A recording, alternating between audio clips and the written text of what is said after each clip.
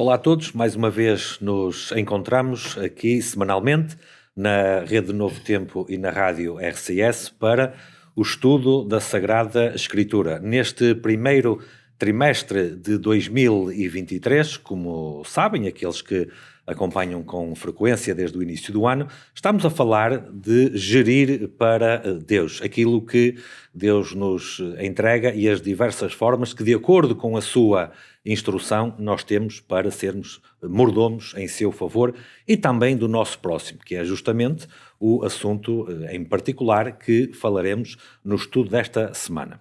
O meu nome é Filipe Reis, estou acompanhado mais uma vez, como sempre neste trimestre, por Fernando Ferreira. Bem-vindo mais uma vez. Muito obrigado. O Fernando, na continuação dos estudos que temos desde o início do trimestre, nós temos aqui mais uma vez, já tivemos anteriormente, que tem muito a ver com a nossa vida prática, com uma questão também de estilo de vida, aquilo que fazemos a cada dia com o que temos na nossa mão, o uso que damos, algo que Deus também planeou para nos moldar em termos de caráter e não pensarmos apenas só em nós mesmos, que é a ajuda àquele necessitado que está perto de nós. Aqui falam-nos daquelas pessoas que são mais carenciadas, que são mais ignoradas e que o crente deve ter atenção a esses, os marginalizados, como às vezes se diz também, não é? Portanto, a Bíblia não esquece essas pessoas que são pessoas e que devem ser tratadas como tal.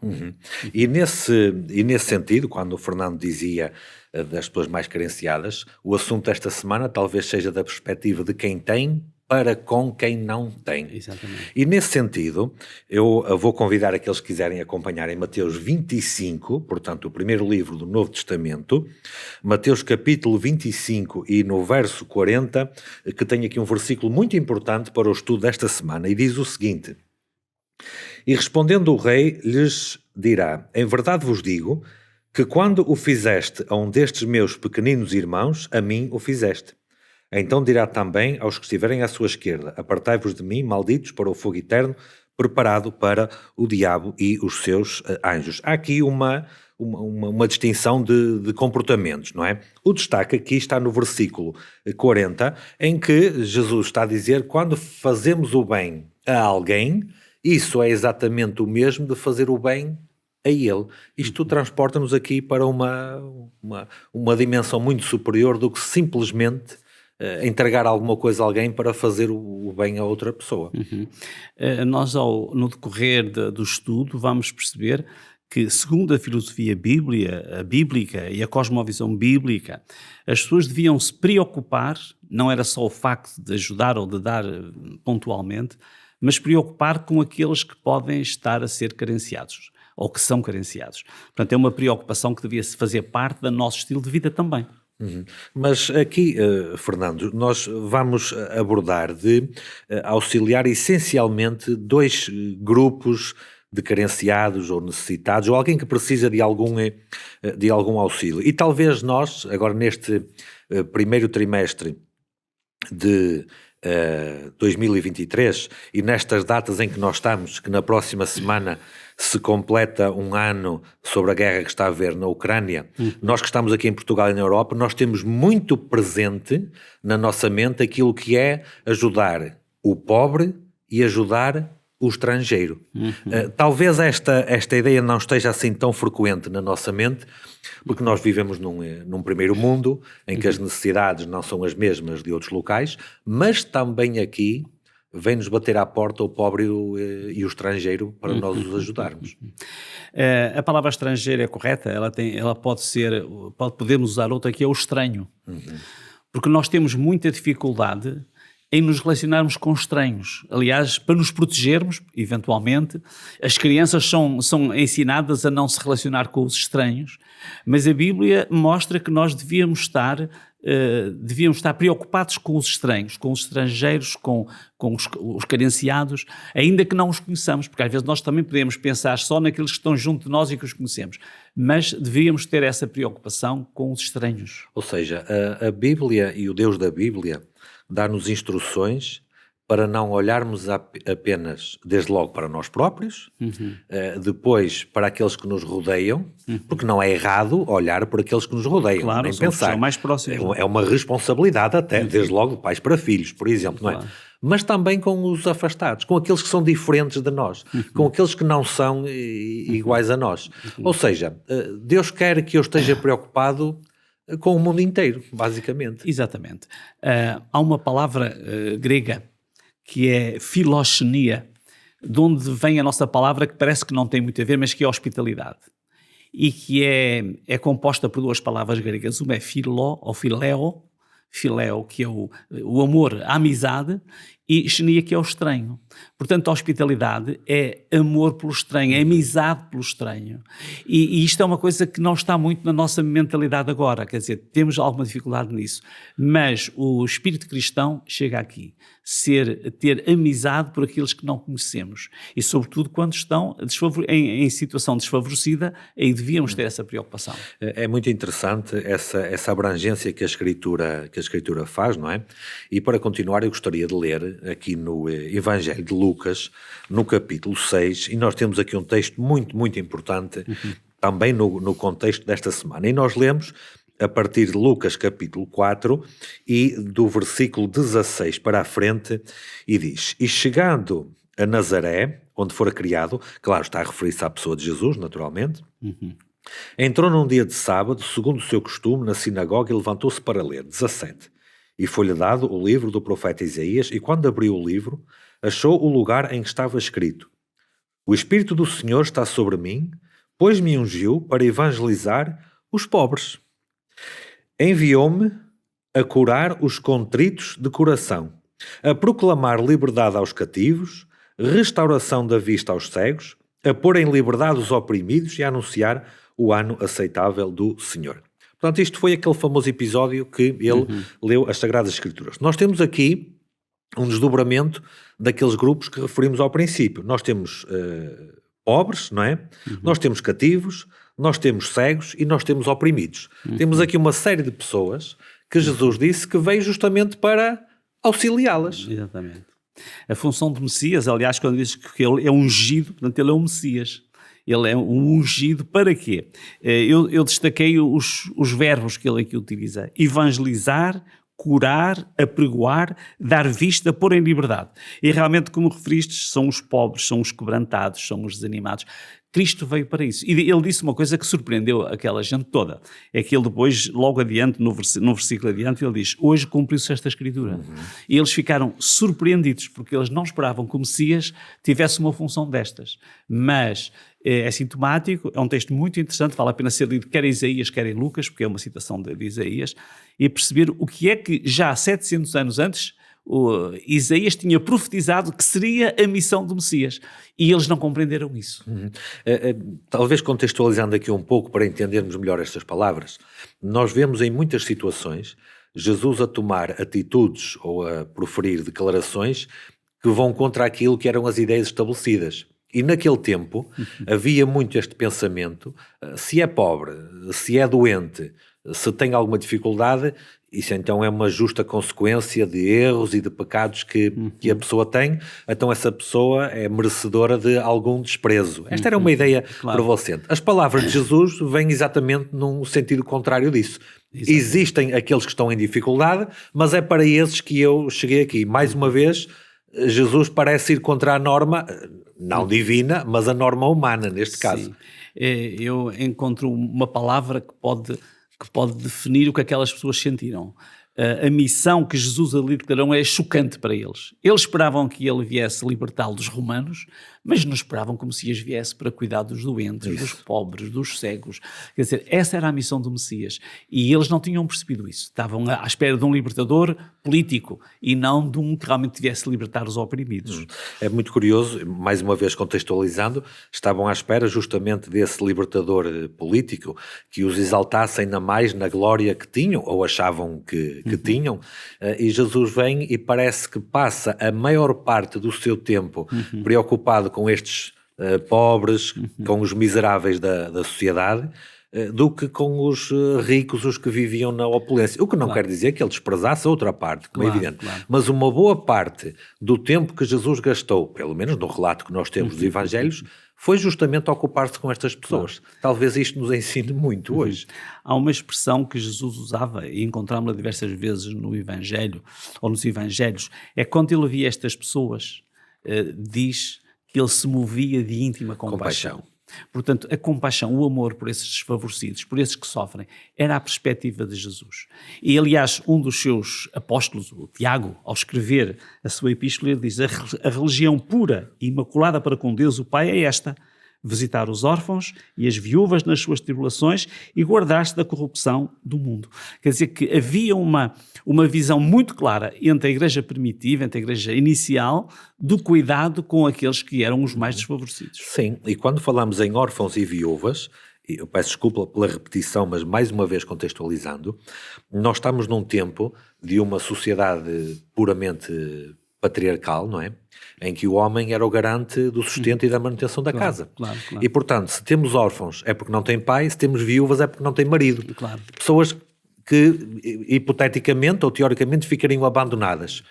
E até o apóstolo vai dar justamente o cuidado que é preciso ter para com esses, não é? Era a preocupação. Hoje também temos muito, acontece na nossa sociedade, muitas famílias chamadas hoje monoparentais.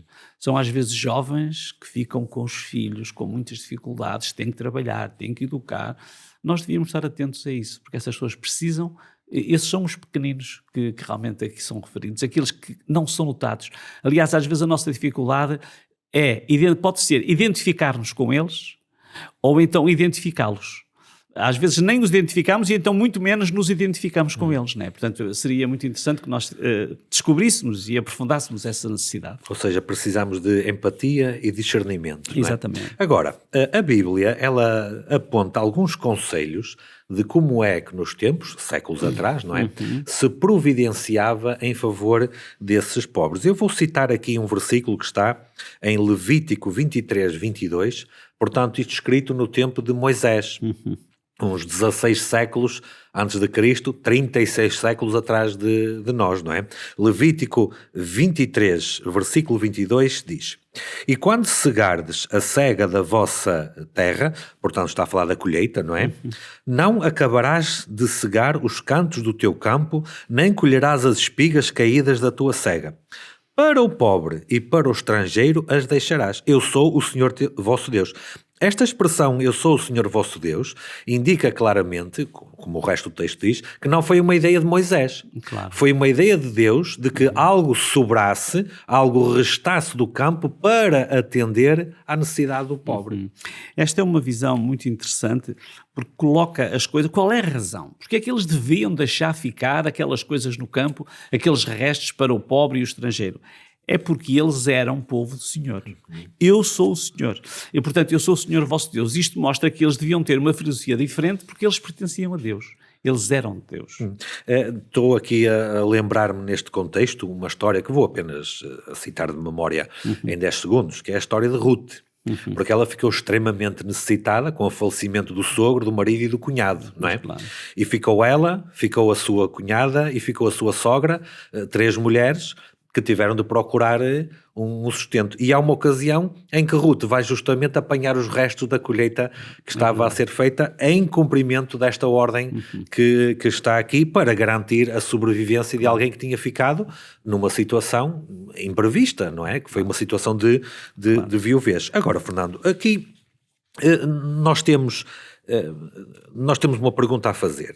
Mas não devemos atender apenas e só àqueles que são da nossa família, àqueles que são da nossa terra, e eu até diria de outra forma, porque estamos aqui neste contexto, daqueles que são da nossa religião. Será que a Bíblia apresenta aqui algum tipo de exclusivismo ou alarga este princípio a toda e qualquer pessoa que estiver à nossa volta? A palavra que há bocadinho nós falamos, a hospitalidade, responde, mas eu penso que Jesus ensinou isso na prática. Por exemplo, com aquele episódio do samaritano. Era um inimigo, Não era uma pessoa das relações, mas era uma pessoa que necessitava. E, portanto, ele estava sendo um inimigo, porque era um samaritano e um judeu que não se podiam ver muito bem, mas Jesus o que estava a ensinar ali é que o sacerdote e o levita, que eram da mesma nação, não conseguiram ter a atitude de vida, enquanto que um estrangeiro conseguiu. Portanto, aqui temos mais uma vez o amor pelo estranho, por aquilo que não conhecemos, que não é da nossa proximidade, mas que é um ser humano e precisa de ser socorrido. Há aqui um texto no livro de Salmos que Davi escreveu, Salmos 41, versículo 1, em que o grande rei Davi deixou o seguinte: bem-aventurado, e é uma expressão que na Bíblia normalmente designa feliz, não é? Feliz é aquele que atende ao pobre, e o Senhor o livrará no dia do mal. Ou seja, há uma promessa para aquele que tem este tipo de comportamento. Ou seja, o Senhor recompensará aquele que de livre vontade quiser ter este tipo de comportamento. Claro. Nós temos aqui duas ideias. Umas são instruções. Há um texto também aqui, do Salmo 82, que diz defendei, são termos muito fortes. O verbo defendei o pobre e o órfão, fazei justiça ao aflito e ao necessitado, livrai o pobre e o necessitado. E depois diz: tirai-os das mãos dos ímpios. Quer dizer que há aqui uma série de verbos: defendei, fazer justiça, livrai e tirai-os das mãos dos ímpios. Quer dizer que aqui não é só uma questão de ajudar, é de fazer justiça. É de realmente ajudar a libertar daqueles que estão a oprimir também. Portanto, aqui há um envolvimento. Além dessa promessa, existe esta instrução, que é muito clara. E era um dever defender, e às vezes nós podemos falhar aqui. Às vezes podemos estar a ver uma pessoa que está a ser oprimida, maltratada, e não temos a coragem de intervir. E devíamos intervir a favor daqueles que estão a passar mal, que estão a ser tratados de uma forma injusta. Há um programa na televisão americana, eu penso eu que não passa na televisão portuguesa, nem assisto muito, nem tenho essa noção, mas há um programa que ele vai justamente neste sentido, que é uma série de atores em público, de forma camuflada, provocam uma cena justamente de injustiça para com alguém, para ver a reação das pessoas. E normalmente, nem sempre, e nem com todos, mas alguém se indigna com uma injustiça que está a ser feita com alguém, ou com um doente. Eu lembro em particular de uma cena com um rapaz que tinha síndrome de Down, por exemplo, ou com diferenças devido à cor da pele, etnia e qualquer outra, justamente no sentido que a Bíblia diz aqui, de atender a todos e de socorrer. Só que isto, Fernando, gostaria que comentasse aqui, e isto contraria aquilo que aquilo que são os princípios basilares que nós entendemos quando nós olhamos para uma mundivisão ou cosmovisão baseada naquilo que é a teoria da evolução natural das espécies. Claro. Porque a teoria da evolução natural das espécies, ela vai olhar para a sobrevivência do mais forte, nem que seja às custas do mais fraco. A Bíblia diz exatamente o contrário. Exatamente. Se é mais forte, que vá atender ao mais fraco. Essa ideia do meu pequenino irmão põe por terra essa ideia, porque na verdade nós devemos atender os desfavorecidos e não pensar que eles devem ser rejeitados porque eles são inaptos para sobreviver nesta terra. Não é isso. Na verdade, o que nós percebemos aqui nesta lição, eu penso que era muito bom pensar, é como é que podemos ajudar. E eu penso que nós devíamos ter alguma reserva para ajudar alguém. Já me aconteceu, e é prova que acontece algumas vezes com todos nós, ter uma pessoa, um vizinho, já com alguma idade, que eu me percebo que ele tem que comprar medicamentos e não tem dinheiro para os medicamentos. Uma coisa aconteceu-me isso e eu fui comprar os medicamentos. E eu fiquei com a sensação, eu tenho o dever de comprar este dinheiro, eu devo separá-lo para ajudar o que necessita. Porque Deus dá-nos recursos para nós também olharmos para eles. E não estar à espera que Ele retribua se a pessoa não vai poder, não interessa. Se nós podemos, e se nós tivermos esse plano, nós devíamos ter meios para ajudar aqueles que realmente necessitam, que às vezes estão ao nosso lado, outras vezes não. Mas seria uma atitude muito interessante. Este é o conceito do Evangelho, não é? Eu estou a ouvir o Fernando, e quando o Fernando disse a expressão que usou, corrija-me se estiver errado, se eu tenho este dinheiro, eu tenho que ajudar porque posso fazer isso, imediatamente me lembrei de José de Arimateia, que era um homem rico, que tinha dinheiro para comprar um sepulcro, só que apareceu alguém que precisava daquele sepulcro, por acaso era a pessoa mais importante da história, não é? Claro. Mas apareceu alguém e ele livremente entregou, e depois lá terá providenciado outro para ele. Ou seja, olhou primeiro para a necessidade do outro do que para a necessidade dele próprio, não é? Hoje também se fala muito em voluntariado e penso que é uma boa atitude, é uma atitude de generosidade. Dar o nosso tempo, porque o nosso tempo é a nossa vida. Dar o nosso tempo, dar os nossos recursos e disponibilizarmos para ajudar os que sofrem. Hoje existe muito essa cultura que vai surgindo e há muitas pessoas que têm exemplos fantásticos nas suas vidas e nós devíamos ter essa predisposição, preparar-nos para ajudar aqueles que necessitam. Então vamos pegar nesse princípio que o Fernando falou, de ajudar aqueles que necessitam do tanto que temos na nossa mão, seja mais, seja menos, e vamos aqui a alguns exemplos práticos. Nós temos um caso muito célebre e muito falado e discutido na Sagrada Escritura, que foi o chamado jovem rico, ou mancebo rico, que chegou junto de Jesus e perguntou: bom mestre, o que farei para ir dar a vida eterna? E Jesus remeteu para os mandamentos, que ele disse que os cumpria, o que desde logo é debatível, mas não é o ponto aqui hoje. E então Jesus disse: olha, então só precisas de mais uma coisa. Então Jesus aqui em Mateus 19:21, se quiseres ser perfeito, vai, vende tudo o que tens e dá aos pobres, e terás um tesouro no céu, e vem e segue-me. Só que ele não foi, não vendeu e não deu aos pobres o que tinha, afastou-se triste. O que é que podemos depreender do comportamento deste homem? É um exemplo muito interessante que me fez alguma confusão durante muito tempo. Como é que era possível? Como é que o homem tinha que vender tudo? Na verdade, Jesus conhece os corações e percebeu que aquele homem tinha um problema maior. Porque ele fez, ao fim e ao cabo, ele fez o mesmo convite àquele jovem, àquele mancebo rico, como fez aos discípulos. Ele disse aos discípulos: vem e segue-me. E em Marcos diz que eles deixaram o pai Zebedeu, deixaram o barco, deixaram e seguiram. Este não foi capaz de deixar nada para seguir. Porquê? Porque para ele era mais importante o dinheiro do que seguir o mestre. O problema dele era um problema, já falámos disto, de idolatria. Ele não conseguia ter espaço na sua mente para seguir a Deus. A outros, vamos ver mais adiante, Deus não disse, ou Jesus não disse, vende tudo, não disse. Porque o vender tudo era só para que ele avaliasse como ele estava a dar tanto valor às suas riquezas que era capaz de rejeitar seguir o mestre. Ele podia ser um homem como foi Lucas, como foi Mateus, como foi João, e ele não quis porque ele tinha alguma coisa que o agarrava. Era o amor ao dinheiro, era o amor à riqueza que ele possuía. Estou a lembrar-me também de outro caso que penso que se encaixa bem nesse comentário que o Fernando fez agora. Aqueles dois irmãos que herdaram a vinha do pai, e um quis ficar com tudo para ele e quis ficar com as vinhas dos vizinhos e tudo mais, ou seja, já tinha bastante e a preocupação era acumular, era ter mais, claro, para ele. Mas Jesus aqui nesta história está a dizer: é verdade, tu tens bastante, mas para seres meu seguidor tens que te largar, tens que te desprender disso que tens e tens que favorecer os outros que se calhar não têm tanto como tu. Mais uma vez, há aqui um contraste muito grande entre aquilo que é o princípio divino por detrás desta instrução e aquilo que é a nossa tendência humana, aquilo que é o orgulho do nosso coração, não é? Essa é a nossa luta diária, não é? Há aqui um texto que é da versão um livro, mas nós conhecemos-lo bem, que diz: só quem abandona a sua vida por minha causa e por causa do Evangelho descobrirá a vida verdadeira. Quer dizer que o Evangelho implica que nós, temos dito isto ao longo das lições, ponhamos Deus em primeiro lugar. Ele não conseguiu, ele pôs as riquezas em primeiro lugar, ele não conseguia abandonar aquela riqueza para seguir o Mestre. E este foi o seu grande problema, era a sua relação com a riqueza em vez de ter a relação com Deus. Agora uma questão de vida prática.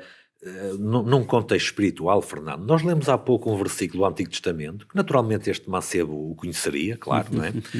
De que Deus recompensa aquele que se desprende e que dá ao pobre, não é?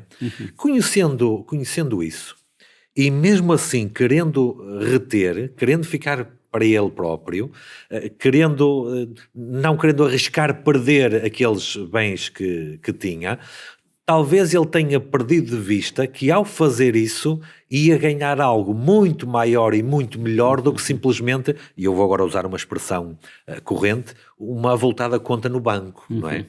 Ou seja, Deus não está a pedir para que aqueles que têm, ao entregar, fiquem pobres ou fiquem na miséria.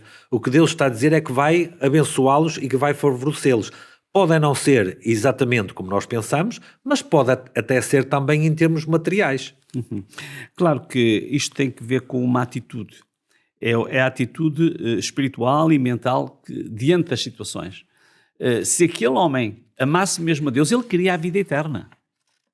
Mas ele não conseguia despegar-se das coisas deste mundo. E, portanto, há uma luta. Isto é uma luta que é uma das mais difíceis para o crente, para o ser humano. É que nós temos dificuldade em ter essa visão de Deus. Não chega a conhecer. Na verdade, ele podia conhecer os textos do Antigo Testamento e conhecia, mas o conhecimento é uma questão intelectual. Mas a sabedoria, a espiritualidade tem que ver com uma relação com Deus. Não é um conhecimento intelectual. É uma experiência prática. O conhecimento intelectual e do plano da salvação, até Satanás, o inimigo de Deus, o tem. O conhece. Porque conhece. Agora não experimenta nada, não é? Não beneficia nada. Outro exemplo que nós temos aqui, Fernando, é o caso de Zaqueu. E este caso de Zaqueu é muito interessante. Eu quase que aposto que se nós formos a perguntar às crianças que estão a ouvir esta história, contam em detalhes melhor do que até eu me consigo lembrar aqui agora.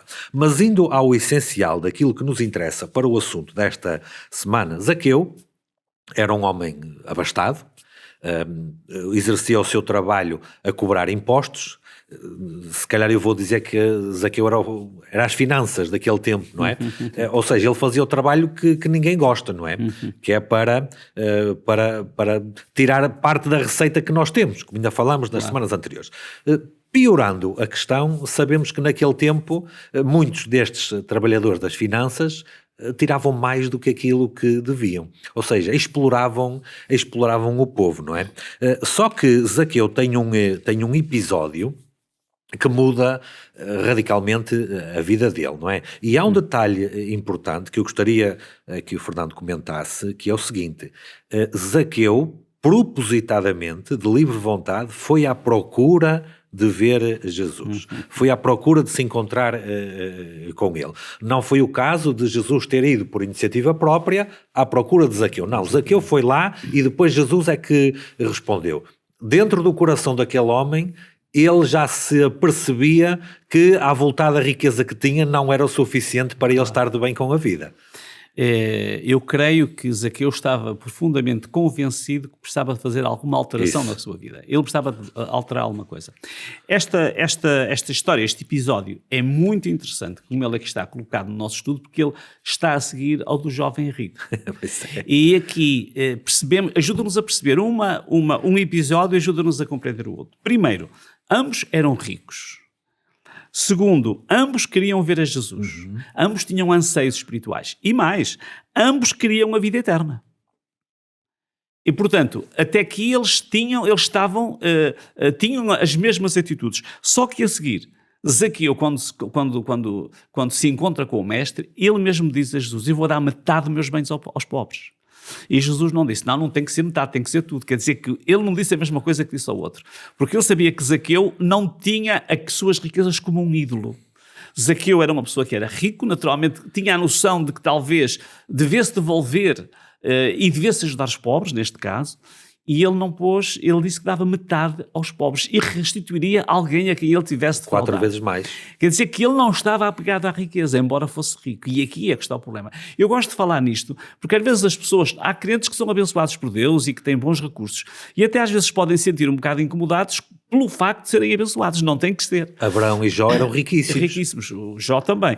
Mas o Zaqueu teve a atitude correta. A sua riqueza não lhe subiu à cabeça, usando uma expressão muito popular. Não. Enquanto que o outro, a riqueza impediu de aceitar a Jesus Cristo. Porque, já falámos nisto, o amor ao dinheiro pode ocupar de tal maneira a nossa mente que não haja espaço para receber a Cristo. Foi o que aconteceu com o jovem. No caso de Zaqueu, não. Ele tinha espaço, queria receber, convidou, recebeu Jesus em sua casa e realmente é um testemunho incrível de alguém que tinha o reino de Deus em primeiro lugar e as outras coisas como secundárias. Muito interessante, de facto, comparar a experiência do jovem rico, do mancebo, com Zaqueu e a diferença de postura e de comportamento entre um e outro. E o que é facto é que o jovem rico afastou-se e nós não sabemos mais dele. Ele lá terá ficado com as riquezas dele. Agora aqui no livro O Desejar Todas as Nações, nós temos aqui algo que me parece muito importante. O relato diz, quando o jovem rico se afastou de Jesus, lá está, não foi Jesus que o disse, olha, eu não quero estar contigo, eu não te quero receber. Disse-lhe quais eram as condições. E ele, por livre iniciativa, escolheu ficar com as riquezas. Quando o jovem rico se afastou de Jesus, os discípulos admiraram-se ao ouvir o mestre dizer, uma frase muito famosa, quão difícil é para os que confiam nas riquezas entrar no reino de Deus. Lá está. O problema não é ter as riquezas. Aliás, a Bíblia não diz em lado nenhum que o dinheiro é a raiz de todos os males. Diz que o amor ao dinheiro é a raiz de todos os males, que é uma diferença grande. Exclamaram uns para com os outros, quem poderá, pois, salvar-se? Agora tinham uma demonstração das palavras de Cristo.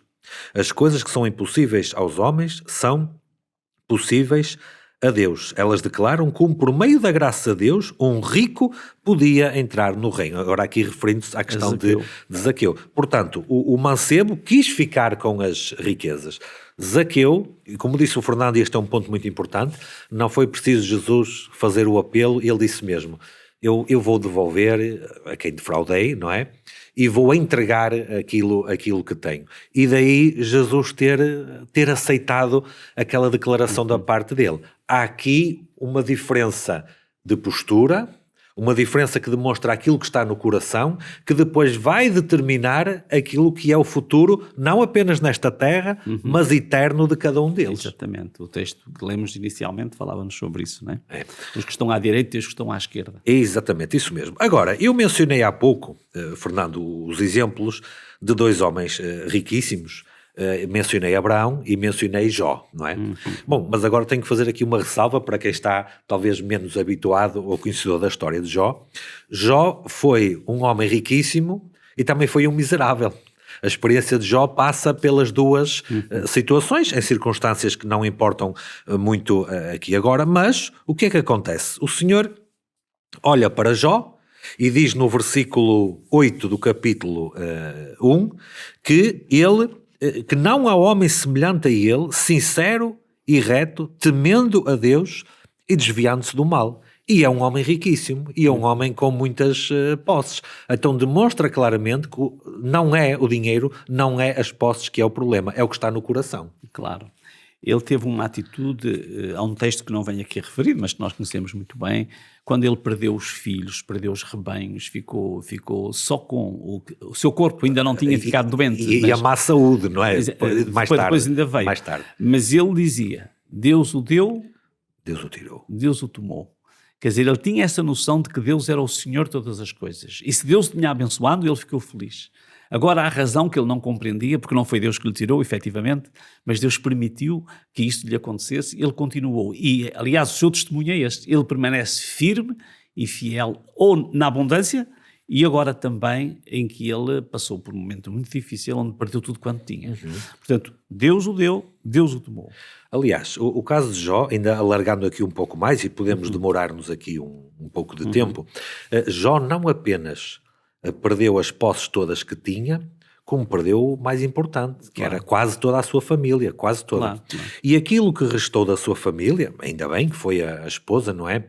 Houve um determinado momento que a esposa nem estava a compreender bem como é que ele se queria manter reto, confiante, apesar de toda a desgraça que estava a cair sobre ele, inicialmente uma desgraça material, mas depois uma desgraça de saúde, não é? E a mulher disse-lhe, apelou para ele amaldiçoar a Deus e morrer e esquecer aquele discurso que estava a ter. Jó não aceitou a proposta. Jó preferiu manter-se confiando em Deus, ainda que ele me mate, nele esperarei, foram as palavras de Jó. O que me parece, e gostaria que o Fernando comentasse, que temos aqui um outro princípio, que é o quê?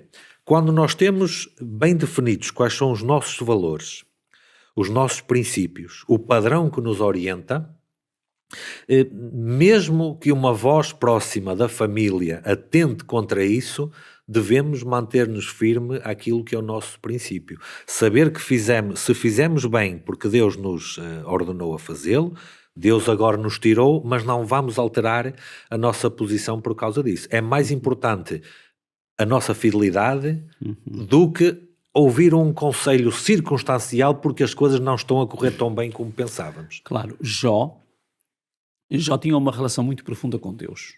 Deus dizia que ele era sincero e que era reto, e ele reconhecia Deus como o Senhor, o Criador de todas as coisas, como o Redentor, é um termo que aparece aí, como aquele que seria capaz de o fazer viver mesmo depois de concebida a sua pele. Quer dizer que Jó era um homem com uma profundidade de fé e de crença em Deus inabalável. As circunstâncias não podiam alterar. E isso é uma luta para cada um de nós como seres humanos, mas faz-nos bem atentar para este exemplo de Jó, que apesar dos maus momentos, ele sabia, aliás, ele diz, eu bem sei em quem eu creio, não é? Ele sabia quem era Deus, cria em Deus, e ele não percebia o que estava a acontecer, mas continuava a confiar em Deus. Tanto na riqueza como na pobreza. Aliás, até o apóstolo Paulo, depois de muitos séculos mais tarde, ele também vai dizer, agora vou parafrasear, já experimentei de tudo, fartura, abundância, miséria também, ter muito, ter pouco, e Jó acaba por ser um bocadinho isto. Agora, como é que Jó chegou ao ponto deste desenvolvimento de caráter? Aplicando os princípios que estamos aqui a invocar. Capítulo 29, a partir do versículo 12, a experiência de Jó era 29, 12 de Jó. Porque eu livrava o miserável, cá está, um necessitado, não é? Que clamava como também o órfão, outro necessitado, que não tinha quem o socorresse. O Fernando falou da história do bom samaritano que precisava de socorro. A bênção do que ia perecendo vinha sobre mim e eu fazia com que rejubilasse o coração da viúva, mais um grupo de necessitados. Cobria-me de justiça e ela me servia de vestido, como um manto e diadema era o meu juízo. Eu era o olho do cego e os pés do coxo, o doente físico, não é? Dos necessitados era pai. Esta expressão aqui é muito feliz. E as causas de que eu não tinha conhecimento, inquiria com diligência. O Fernando disse há pouco que devemos estar atentos ao nosso vizinho se necessita e tratar de saber. E o Jó dizia aqui, as causas que eu não tinha conhecimento, inquiria, ou seja, tratava de saber com diligência, com cuidado. Jó acaba por ser, este comportamento de Jó acaba por ser a personificação do assunto desta semana. É verdade. E ele ia investigar. Se ele não conhecia, investigava. Será que aquela pessoa está a necessitar de alguma coisa? Às vezes nós reagimos quando nos pedem socorro, mas ele ia mais longe. Ele procurava descobrir se alguém estava a necessitar de apoio e Jó fazia isso. Penso que é um exemplo fantástico desta filosofia espiritual, da gestão da vida, dos recursos, tudo quanto temos, porque nós vivemos para servir. Aliás, Jesus disse que veio para servir e não para ser servido. É o exemplo do mestre. Nós devíamos estar para servir. Sabe, agora vou-lhe dizer uma coisa, é um testemunho pessoal que tem a ver com o Fernando, justamente. Eu sei que o Fernando ocupou uma grande parte da sua vida com o trabalho da literatura, não é? Nas escolas, em locais de saúde, etc. Mas sei que fazia mais do que isso. Ou seja, não apenas partilhava essa mensagem de educação e de saúde, mas também nas escolas em todo o lado fazia apresentações para profissionais de saúde e para crianças. Para quê? Para que comessem melhor, para que se comportassem melhor. Ou seja, o Fernando dava-se um pouco de si também para fazer isto. Ou seja, nós podemos atender ao necessitado não apenas com a nossa conta bancária, mas também com aquilo que nós somos, com o nosso tempo, com a nossa atenção, com o conteúdo e com a mensagem que nós temos. Hoje há muitas pessoas que não necessitam de dinheiro, mas necessitam de uma mão amiga, necessitam de conselhos práticos para a vida, para o estilo de vida. Há muitas pessoas a sofrer porque não têm um estilo de vida equilibrado. Se nós pudermos ajudar aí, estamos a tentar descobrir onde é que as pessoas necessitam e tentar ajudar a responder a essas necessidades. Muito bem. Nós vamos concluir, eu vou usar aqui o texto de 1 Timóteo 6,17 para ler a Escritura mais uma vez e pedir ao Fernando um último comentário. 1 Timóteo 6, a partir do versículo 17, nós lemos: manda aos ricos deste mundo que não sejam altivos, ou seja, que não sejam orgulhosos, não é? Nem ponham a esperança na incerteza das riquezas. Cá está. Aqui vale lembrar daqueles dois homens que queriam construir uma casa. Um construiu na rocha, outro construiu na areia. Não adiantou de nada aquele que construiu na rocha, porque a riqueza dele, na areia, que a riqueza dele foi-se rapidamente, não é? Mas em Deus, que abundantemente nos dá todas as coisas para que delas gozamos. Que façam bem, enriquecendo em boas obras. Repartam de boa mente e sejam comunicáveis. Que entesourem para si mesmos o bom fundamento para o futuro, para que possam alcançar a vida eterna. Tal como nos exemplos que nós vimos, isto é uma questão que acaba por contribuir para determinar o nosso destino eterno. Exatamente. Há um perigo de nós confiarmos, este texto fala nisso, confiarmos nas nossas riquezas ou nos nossos bens, porque eles são falíveis, não são seguros. E depois há outro perigo, que é a indiferença com o sofrimento alheio. São duas questões. Porque é que nós nos devemos importar com estas coisas e não confiarmos, porque nós não podemos confiar em nada a não ser em Deus. Claro. Jesus dizia, sem mim nada podes fazer. E portanto, confiando nas coisas deste mundo, nós estamos inseguros. Se nós ajudarmos os outros a terem uma atitude correta, estamos a ser úteis. E a vida eterna está associada a esta dependência de Deus. Nós dependemos de Deus para a salvação e nós dependemos de Deus também para ter este coração bondoso que é realmente o desejo e o plano da palavra de Deus. O Fernando estava a falar e eu estava a pensar em casos práticos. Quando veio o dilúvio, de nada adiantou os bens materiais. Claro. Quando choveu fogo e enxofre sobre Sodoma e Gomorra, de nada adiantou os bens materiais. Quando Jerusalém foi tomada e o povo teve que fugir, aqueles que conseguiram pouco ou nada adiantaram os bens materiais e, de facto, a nossa esperança e a nossa certeza deve estar não nos bens materiais, mas naquele que nos dá os bens materiais. Claro. Muito bem, Fernando, muito obrigado pelo comentário esta semana, acho que foi bastante proveitoso. Pela nossa parte, despedimos, encontramos já na próxima semana para a lição 8 deste estudo. Desejamos para todos as bênçãos de Deus e até mais.